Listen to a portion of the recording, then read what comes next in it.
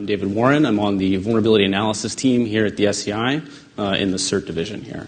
And I'm going to talk to you today about our vulnerability discovery project, which is increasing the assurance of DoD software through enhanced vulnerability discovery techniques. Now that's a mouthful, but it basically means we're trying to find more bugs in DoD software sooner and find more of them with fewer resources and find them before anyone else finds those bugs.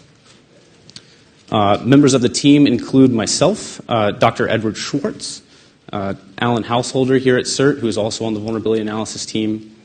We have collaborators for this research. Our collaborators are the CMU startup For All Secure, which was founded by David Brumley, Professor David Brumley, wearing his CEO hat at For All Secure, Thanasis Avianeros, Tyler Nicewander from For All Secure. So I'm going to talk about two things today.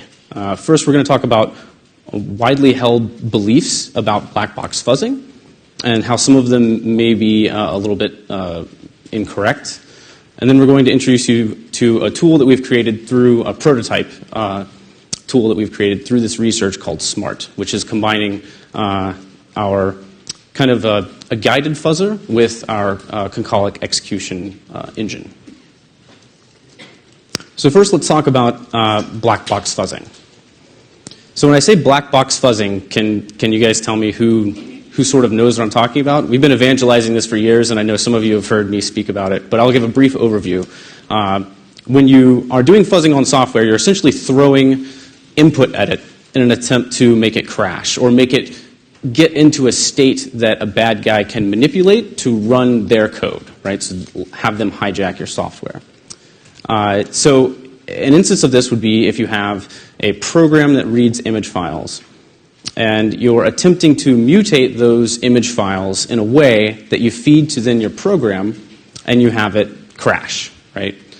Some of the mutations that you do will actually not crash, which you will then kind of discard, but some of them, others will.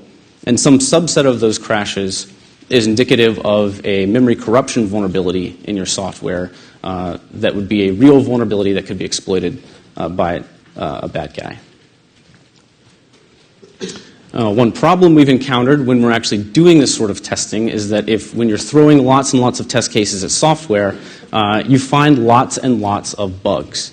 So we found thousands and thousands of crashing test cases. So how do we sort of corral those into bins to try to determine how many actual underlying vulnerabilities there are? And this is a real problem that we've encountered with real developers when we hand them thousands of crashing test cases for their software and we say, hey, we've done you a big favor, we found lots and lots of crashing test cases for you, aren't you proud of us, right? And some companies get it, right? So like the Googles of the world that have the capacity to ingest that sort of input, they can put it through their triage tools and they have the manpower to sort of go through those crashes. But a lot of companies don't. A lot of smaller companies especially sort of choke on this sort of input that we give them. So our problem set was to attempt to do better vulnerability uniqueness determination. One problem we encountered was that you don't really know how to specify a vulnerability, but you do know how to fix one. It's hard to actually formally say this is a vulnerability because different software vendors have different threat models, different memory corruption vulnerabilities depends on the platform that you're using, that sort of thing. So we sort of punt on trying to specify a vulnerability formally, but we say we do know how to fix a vulnerability, and that's with a patch, right? So obviously when you have a program, you have a crashing test case, you develop a patch for this vulnerability, and then you have your fixed program, you run the test case through, it doesn't crash, so we're going to say, well, that patch actually fixed that vulnerability. That's pretty simple. So for our ground truth that we're sort of establishing here for our experiments, we're going to say that, let's say we have one patch that fixes one crashing test case, our second patch that fixes another crashing test case, and then sometimes this is just an intricacy. We would consider this to be 3 vulnerabilities because you need both of these patches to fix this third crashing test case. So in this case, we would say there's 3 vulnerabilities, but there's only 2 patches. So it can be combinatorial, like how you sort of combine these patches. And so what software did we actually generate this ground truth on? And we used our BFF fuzzer, which is a fuzzer that's developed here at the SEI, that's open source, that you can go download. It's on the SEI's website. It's also on our GitHub, the SEI GitHub page. But we took these four sort of libraries. One is FLASM, but a few of them are image processing libraries. And they're open source, and we took these old versions because we want to have lots and lots of crashing test cases so that we can sort of do this triage of the vulnerabilities. And so after painstaking manual analysis and developing patches and looking at the patches through the open source repositories for these different libraries, because some of them had already been fixed, and so we could use those patches. But some of them we actually had to develop patches for, and I'm going to say my colleague Dr. Ed Schwartz did a great job actually going through and manually patching this, because this is hard to do, especially for software you didn't write. But it actually compressed these crashes. So for, let's say, this FLASM here on the left, we had 253 crashing test cases, which actually compressed down to 6 patches when it was all said and done. And so that's interesting data. And you can see this happen across the board, right? So for ImageMagick, Jasper, and OpenJPEG, there's some compression ratio for these crashing test cases to actually, what we would call vulnerabilities, but the actual individual patches and combinations of patches that we need to actually fix them. So we're going to use this ground truth data that we've just generated to visit some myths or some common beliefs about black box fuzzing. The first one is that stack backtrace hashing always accurately counts vulnerabilities. When I say stack backtrace hashing, I generally mean the breadcrumbs of the software when it crashed. So when you look at a crashing test case, it says I was at these functions and I have this data on my stack when I crashed. And when we generate those hashes, we sort of do some intelligent hashing and some fuzzy hashing. I'm sorry, I'm overloading the term fuzzy, but it's a fuzzing hashing of those stack backtrace, and you get like a sort of a first case triage. And the belief is that that's actually fairly accurate, and we're going to visit that. Sanitization never harms fuzzing performance.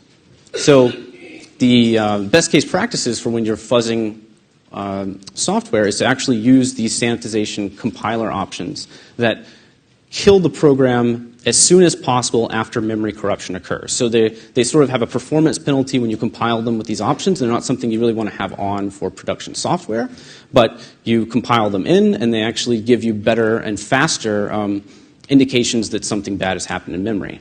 And this is sort of a best practice when you're actually testing software, because you find the bugs quicker, and it makes it easier for the developers to trace where the corruption vulnerability is if they don't have to trace back through a long line of corruption. It dies as soon as there's a little bit of corruption, right? So it makes it easier for developers. We found some interesting results there. And then the third belief is that this fuzzer AFL, which is American Fuzzy Lop, which is a bunny that's fuzzy. And so going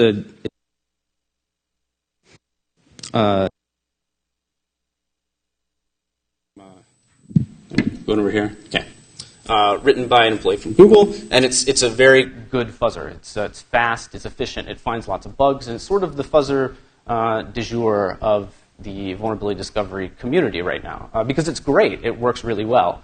But in our comparison, no fuzzer is always the best, and I'll show you that you may be best served by having multiple fuzzers running on your software. Okay, so the first belief is that this backtrace hashing that I was talking about accurately counts vulnerabilities. Well, it has two things that can happen. One is undercount, right? So it's the vulnerabilities that you missed when you're doing it. So you can imagine that if the backtrace looks very similar for two crashes, but the underlying patch is not the same, they're basically two different bugs, you may fool your algorithm into looking at that as one vulnerability when there's actually more than one vulnerability. So that's an interesting case, and if that's happening, we want to know about it and try to correct it. This means that you never see one of those vulnerabilities. It always bins it as a single vulnerability when there's more than one present. Overcount is much more common, right? So overcount is when the stacks look similar enough for so when you have multiple hashes, so when you have lots and lots of crashes, and many of those crashes map to the same vulnerability, right? So the stack looks very different, but the underlying patch is the same for those vulnerabilities. And this is much more common. In fact, I can show you how much more common here. So for these particular libraries, these are the ones that had the 6 vols and FLASM here. The overcount for those backtrace hashing was about 410. It's 0.9 that we did an average based on, it depends on when you find the crash. Some crashes hide behind other crashes, but on average 410.9 overcount and then 1.8 undercount. So you have much more overcount, which means you're spending your developers' time actually debugging crashes that you don't have to if you could better bin them. So the second belief is that sanitization never harms fuzzing performance. And so on the y-axis here, we have vulnerabilities. And on the x-axis, we have our programs. And you can see, well, you probably can't read it, I apologize, but the red bar and the yellow bar there are the 2 sanitized versions of the libraries. And you can see that when we do this experiment with our fuzzers, we actually find fewer vulnerabilities in the ones that are sanitized than we do with ones that aren't sanitized. And that probably means that the vulnerabilities are actually hiding behind other vulnerabilities, right? So you have a memory corruption bug. It occurs. That causes your sanitizer to say, hey, there's a bug here, and it stops, and that considers that one vulnerability. But there are others hiding, kind of lurking behind it, right, that you may not see until maybe if you fix the bug, you'll see them. But for the purposes of having, let's say I have X number of dollars to find as many bugs as possible in a piece of software, you'll find fewer if you run it sanitized, which is an interesting finding. And then the third belief is that AFL, is the best. It's de jure. It's great. But in our cases, the Venn diagram is sort of how they overlap is not perfect. Or the ones that say BFF, which is the blue bar here, it finds different bugs than your guided fuzzer, which means generally the takeaway here is that you need to try different techniques when you're fuzzing, and that will help you find more bugs. You don't want to have sort of a monoculture develop around fuzzers. So the second half here is our collaboration with For All Secure to develop a prototype. You've probably all heard of For All Secure. They won the Cyber Grand Challenge in August at the end of DEF CON. And this is the picture of them. They won it with their Concolic execution engine called Mayhem. And so I'll briefly talk about what a Concolic execution is here. So let's say on the left is our program, and we have our inputs here, which are rows and calls that are fed. So we can see in this case, if rows and columns equal 0, it's going to go down the false branch because they're not greater than 0 in both cases. It's going to exit. But we can say, okay, well, we want to really go down the other path here with true, so we need these to be greater than 0. And what you can do is feed that to a SAT solver was mentioned earlier, but you can feed it to an S&T solver and have this symbolic library actually say, okay, give me an example for these bits of input that actually pushes me down this other side of the path. So the point of all of this is to get to bugs that lie down other code paths, right? So if you're fuzzing and it's always going to exit, you're not going to find the bugs that are down the true branch, right? So continuing on, we have a malloc here that's a dangerous malloc that's vulnerable to an overflow that can lead to an out-of-bounds write on this array.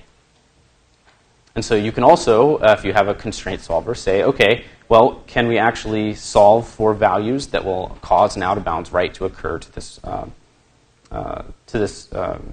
variable here? And the answer is yes, you can. So solvers are very good at finding these special values that cause specific things to occur. And so let's kind of look at it from a fuzzing perspective where, okay, let's say rows and columns are perhaps things that are read out of a file, and you're going to fuzz them with random bit flipping. And so you can see in the upper right there, we've changed some of rows to 4, some of calls to 3-4, hex 3-4. And then we say, okay, does that overflow? And the answer is no. And in the majority of cases, when you're just randomly flipping bits, you don't actually find this overflow, right? And so this is an example where when you have a symbolic execution engine, you actually find more bugs than you would if you were just randomly fuzzing. Now, why don't we just use the symbolic executor all the time? Why hasn't it solved all of our problems, right? And the answer is it's very slow, and it's very memory intensive, and it's good at solving hard constraints, but sometimes it can get fooled, and we call that like the solver blowing up. When you run out of memory, you run out of CPU cycles. And so it's very heavy weight, but it's very good at doing like really specific values to push you through better code coverage. But fuzzing, on the other hand, is very blunt. It's very fast, and it can solve easy constraints, right? So like you can imagine fuzzing past values that can be easily flipped to give you better code coverage. So our tool is called SMART, which is the Synergistic Mayhem AFL research tool. And it combines the Concolic execution engine that's in Mayhem with the guided fuzzer from AFL.